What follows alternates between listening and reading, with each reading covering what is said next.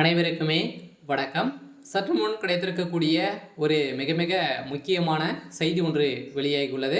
சற்று முன் ஸ்டாலினை உள்ள தூக்கி வையுங்க, ஈடிக்கு வந்த உத்தரவு, சலரும் திமுக, இது மாதிரி பார்த்தீங்கன்னா செய்திகள் வெளியாயிருக்கு. ஸோ இப்போ பார்த்தீங்கன்னா சொதரடியாக டெல்லி மேலிடத்திலிருந்து வந்திருக்கக்கூடிய தகவலின் அடிப்படையில், ஆளுநருக்கு வந்த உத்தரவின் அடிப்படையில், இப்போ ஆளுநர் கொடுத்த உத்தரவின் அடிப்படையில் ஈடிக்கு பார்த்தீங்கன்னா அதிரடியாக உத்தரவு வந்திருக்கு. முதல்வர் ஸ்டாலின் அவர்கள் பார்த்தீங்கன்னா இப்போ சிறையில் அடைக்கப்பட போகிறதாக ஒரு தகவல் வழியாக இருக்குது. முதல்வர் ஸ்டாலின் அவர்களுக்கு பரந்த அவசர கோரிக்கையாக தான் பார்த்தீங்கன்னா இது வந்திருக்கு. அதிரடியாக முதல்வர் ஸ்டாலின் அவர்கள் கைது செய்யப்பட போகிறாரு. ஏற்கனவே தெரியும், அனைவருக்குமே தெரியும் இல்லையா? அவளுடன் வரலாற்றிலேயே முதல் முறையாக நடக்காத அளவிற்கு திமுகவுடைய ஆட்சியில் டாஸ்மாக் கூடிய நிறுவனத்திலும், அதே மாதிரி டாஸ்மாக் கூடிய அலுவலகங்கள், டாஸ்மாக் கூடிய ஒப்பந்ததாரர்களுடைய வீட்டில் நடந்த முதல் முறையாக ஒரே ஒரு ஆட்சியில் இந்த ஊழல் பார்த்தீங்கன்னா இப்போ தான் திமுகவுடைய ஆட்சியில் நடந்திருக்கு.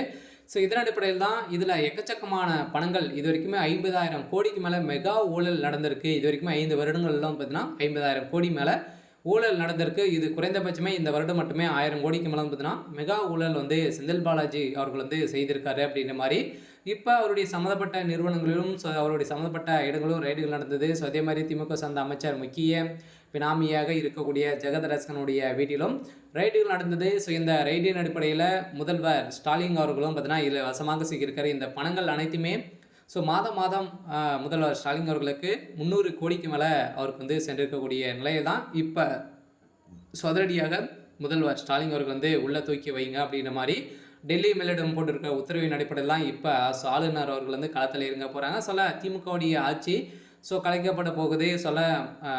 முதல்வர் பதவியில் ஆளுநர் அவருடைய தலைமையில் தான் நடக்க போகுது அப்படின்ற மாதிரி இப்போ தகவல் வழியாக இருக்குது. டாஸ்மாக் கூடிய நிறுவனத்தில்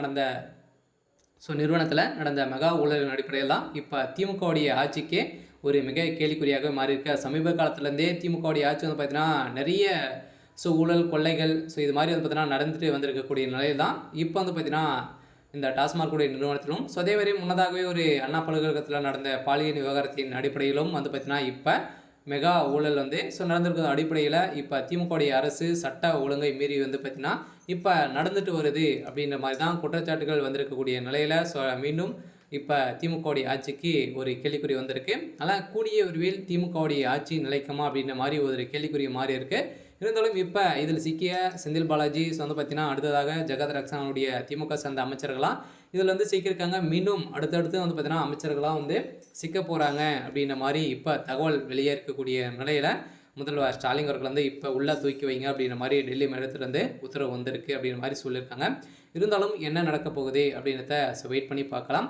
இது மாதிரி செய்திகளை தெரிஞ்சுக்கணும் அப்படின்னா மறக்காமல் நம்மளுடைய சேனலை சப்ஸ்கிரைப் பண்ணி சப்போர்ட் பண்ணுங்கள். தேங்க்யூ.